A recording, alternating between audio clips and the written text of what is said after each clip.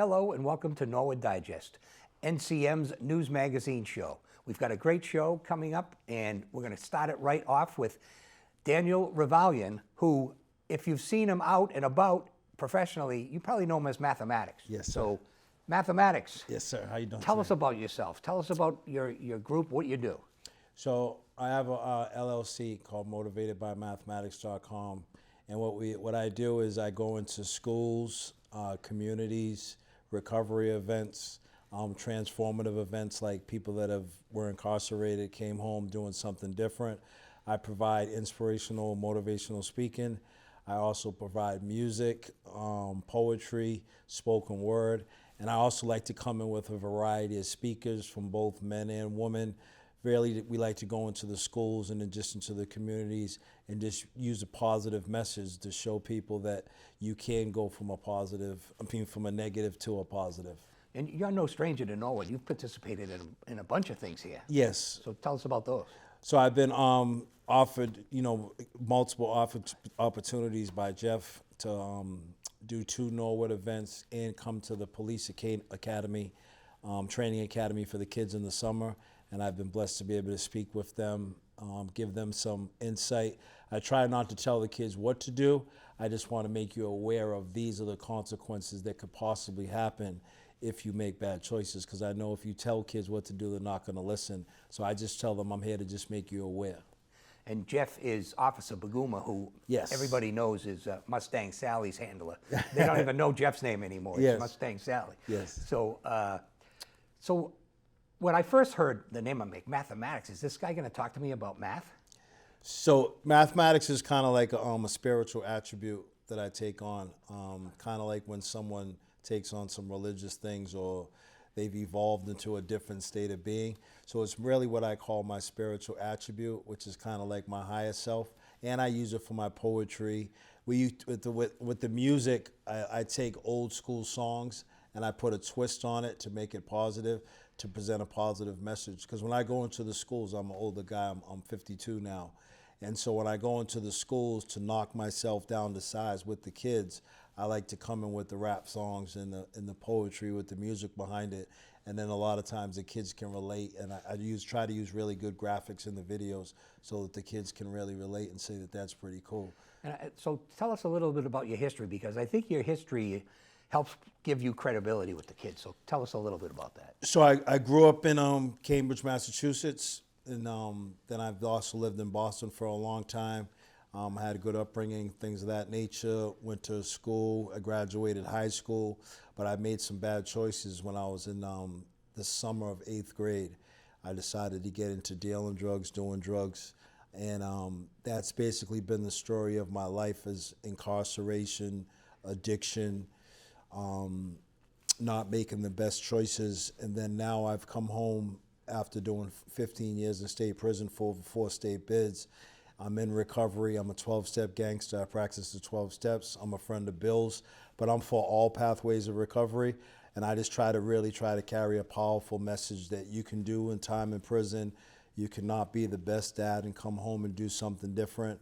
You can make some bad decisions in life, but if you're willing to be open-minded and willing to try something new, there is a better way to travel out there. And I just wish when I was younger, no one told me the consequences until I was at the next town over in Walpole. I learned the consequences through being in the big yard and being in these institutions, Walpole, Concord, Shirley. I didn't learn until it was too late. So I just try to provide a message now to these youths that if you make bad decisions, there is going to be a consequence. And I always like to let people know that I'm a product of Mass Ave as well. I was on Mass Ave from 2013 to 2016. So I know sometimes people judge and criticize what's going on Mass Ave, but there are positive stories like myself of someone that was on Mass Ave for 3 years, but now I work in recovery. I was able to go back to the facility that I came home to.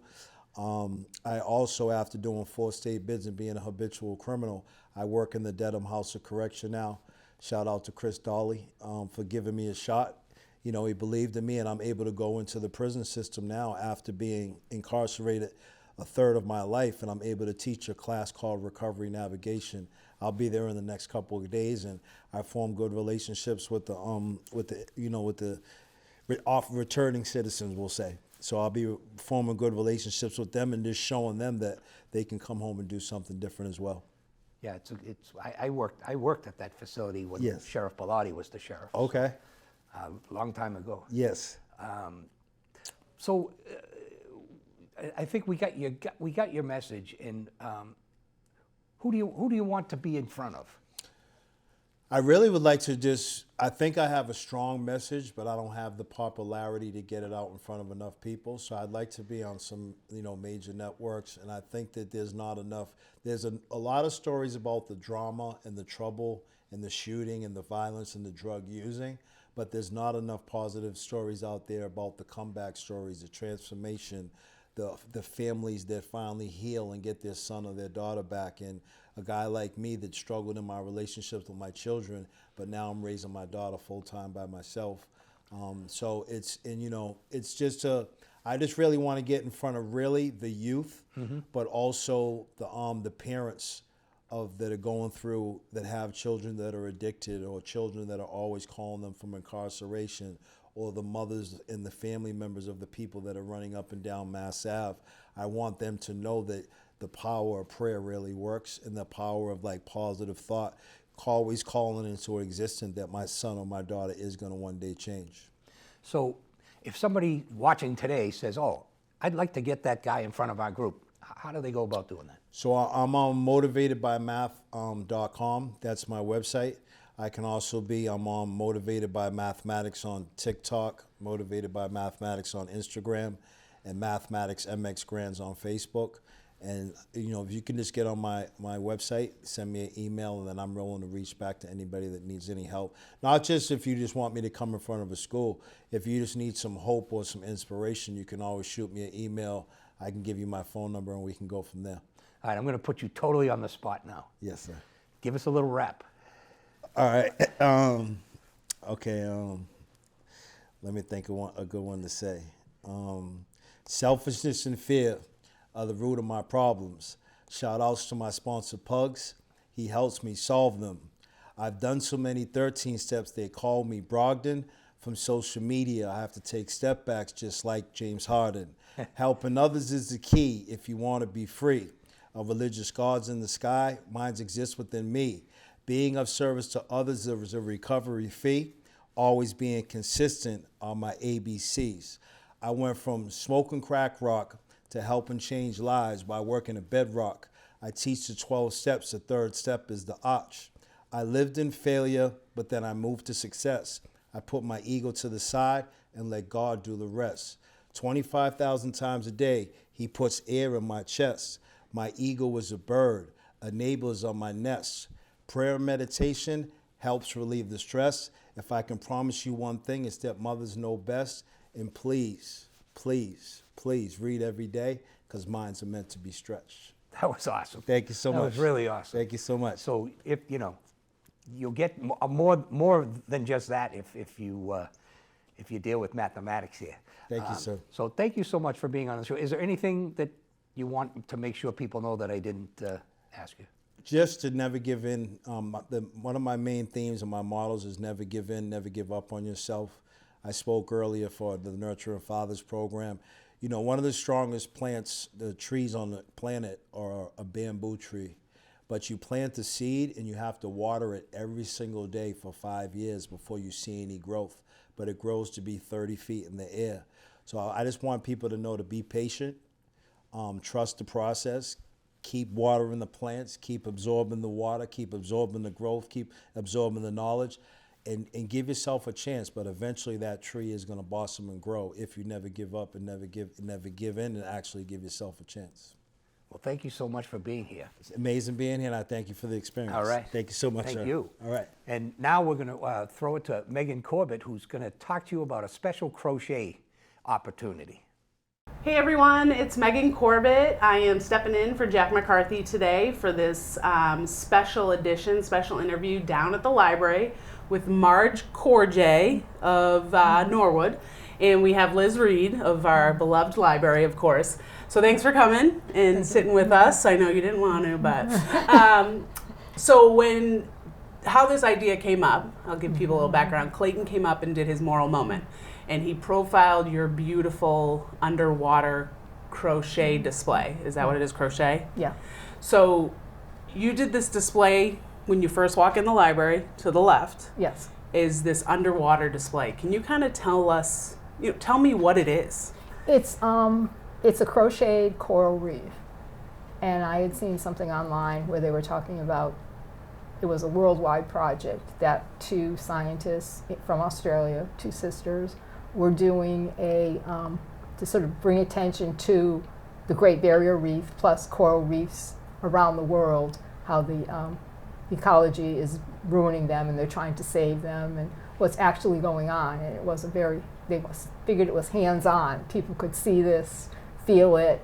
It would draw attention to the destruction of the coral reef. Now, what kind of destruction? Is it like environmental or? It's environmental, it's chemical, weather-wise. It's just the coral reef, they're losing about, I think it's 10% of the coral reefs in the world every year. So this is to draw attention to it and people, seeing it, saying, oh, this is beautiful. And then if you look at the coral reef downstairs, there's a little tiny corner that is almost pure white. And it's what's happening to the coral reefs. So nationwide, it's being bleached out by the destruction. So that is the point you're trying to get across. Yes. Is that the coral reef is disappearing. Disappearing, yeah.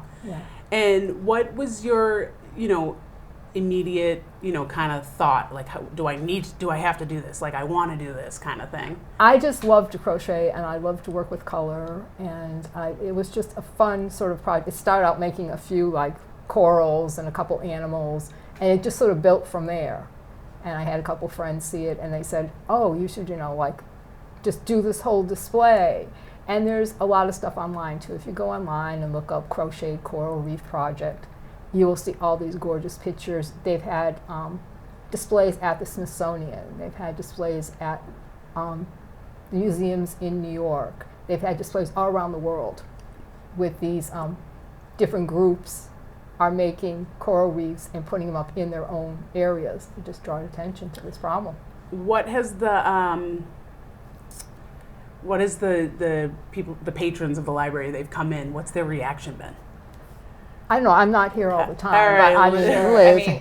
Just delight, just immediate delight. People love the sort of colorful whimsy, because Marj did a lot of was very playful with colors, which is amazing that some of them are really true to nature, that the coral reefs just naturally are that colorful and vibrant, and like there's motion in what she crocheted, just the way that everything kind of plays together in the display cases. So it definitely catches people's eye. They definitely will stop and spend a few minutes, especially families, pointing all the different fish and coral formations out to each other. So it's very engaging and interactive for the public. Even though it's a display, people really, really enjoy interacting with it. Yeah. That's what, like I said before we were filming, I said it, when Clayton first brought this up in his moral moment that he does every month, it really caught my eye. I was like, first of all, it must have spent hours, or days. How long did it take you? It took me about a year to get all of it together. I mean, I wasn't working exclusively Yeah, but still, that's a lot of time. Yeah. There's over, I think, 300 some odd different pieces in the reef, counting all the little fish and the corals and everything else. So what's your plan for it when it's done in the display? Put it back in the plastic boxes and put it back in the closet. That's where it lives when it's not on display. And then you're going to put it back up. Is this something the library will do to raise awareness? We haven't talked about it, but we're open to it. I mean, I kind of think the coral reef has grown over time, would you say, Marj? It's definitely become a more all-inclusive project than it started as. But we work with a number of community groups to raise awareness about climate change and environmental issues, both local and global. And we also work with a number of artistic groups. So we really can see the intersection between art building empathy for environmental concerns, and that's exactly what Marj's project does. So it hits the nail on the head.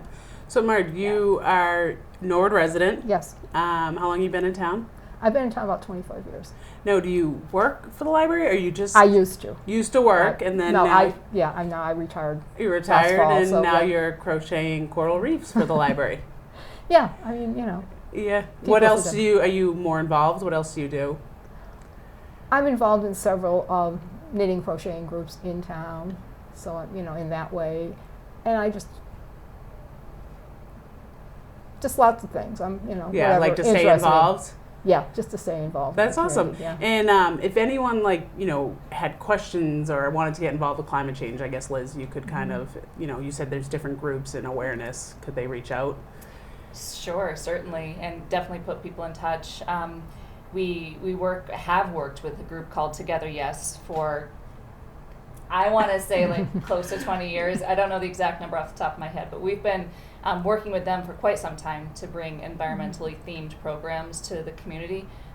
We also work with Progress Norwood. We do a number of programs with Holly Jones over at the Conservation Commission. So we know that there's a lot of energy and passion in Norwood for these topics, and we're happy to put people in touch with different organizations. And Marj also is one of the main organizers of another group that straddles the line between fiber arts and environmentalism called Sustainability. Yes. That has been going for quite some time. Now, is that in the library or the town or? That's in the town. Okay. It's part of Together Yes. Oh, all right. Yes. That's awesome. But I thank you both for coming and talking, and we'll have to catch up with you with your other sewing groups. Yeah. I think you're going to be stuck with us. Okay, that's fine. All right. Fair? All Fair. right. And thank you so much for joining us, and we'll throw it back to Jack in the studio. Thank you, Megan. And now I'm joined by probably Norwood's most famous citizen, and that is, of course, Mustang Sally. Yes. But with Sally is Officer Baguma, who mostly takes care of Sally. I think Yes. we're basically full time. And what's new with Sally? What's new with you? Everything's new with Sally. What's new with me is the amount of steps that I've been taking following her around and her popularity. Sally's been doing really great at training. Actually, tomorrow she is ready to take a Puppy Star test, where that's her first big test that she has to pass to be able to continue on with the training. And so this past summer, you guys had a successful academy. We did. And tell us about that. We did. This summer we had the successful Youth Academy, Norwood Police Youth Academy. Those were two sessions. One was the last week of July, and the second was the first week of August. The kids came.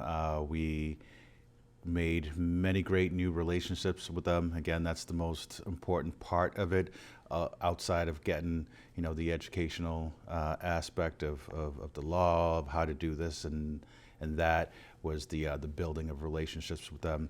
And every year we see the graduates come to us in a different light and tell us how much they enjoyed it. What's the age group of those kids?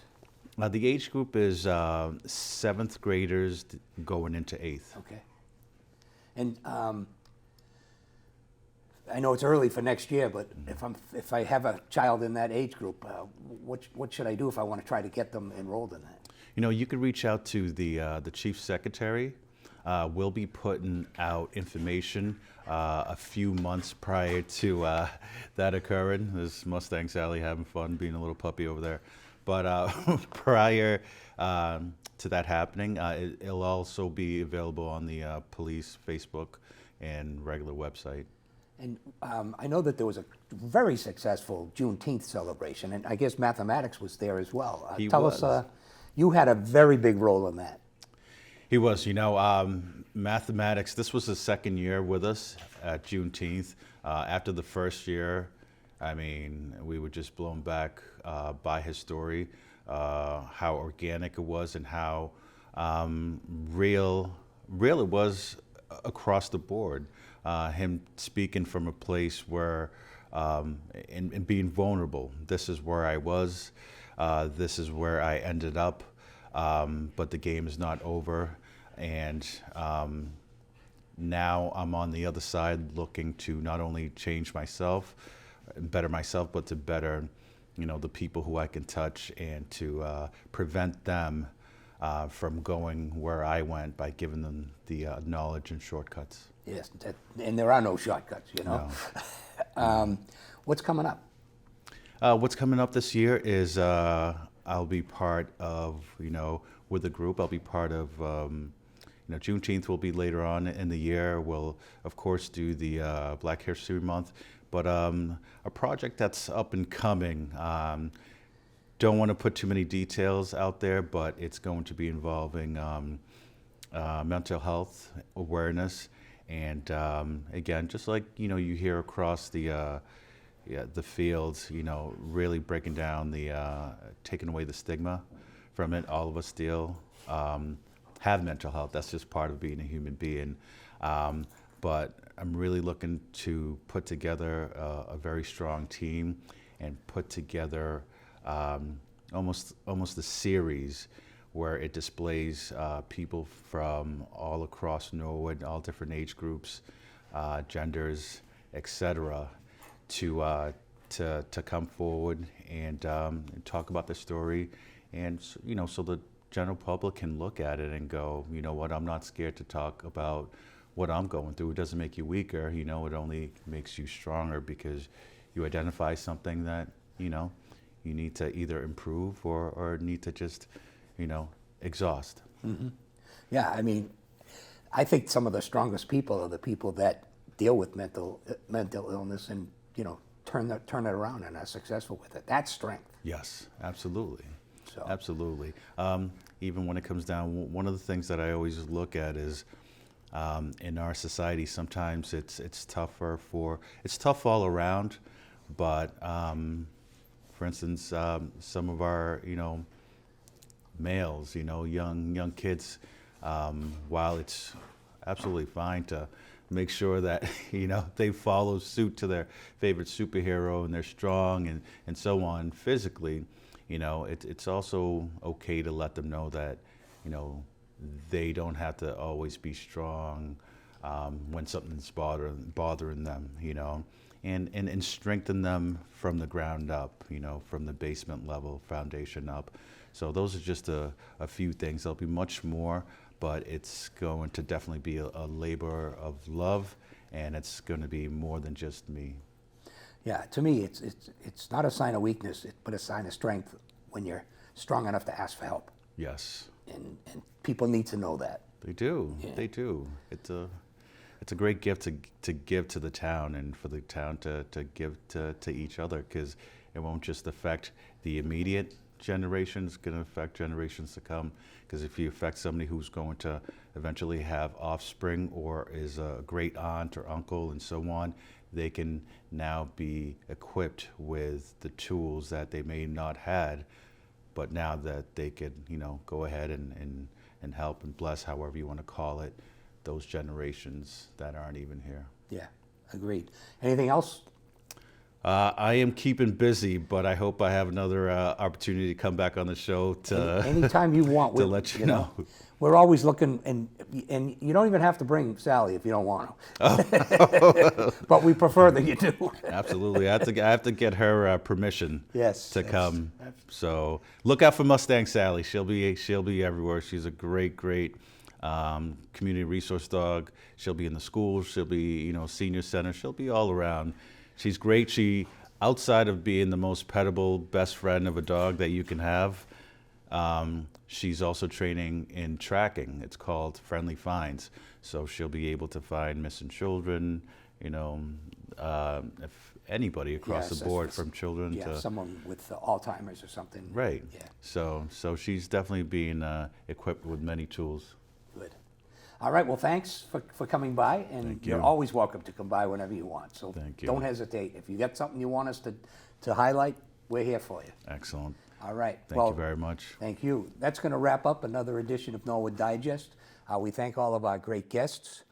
We thank all the great crew here at Norwood Community Media, but mostly we thank you at home for allowing us into your living rooms. Good day, and keep safe.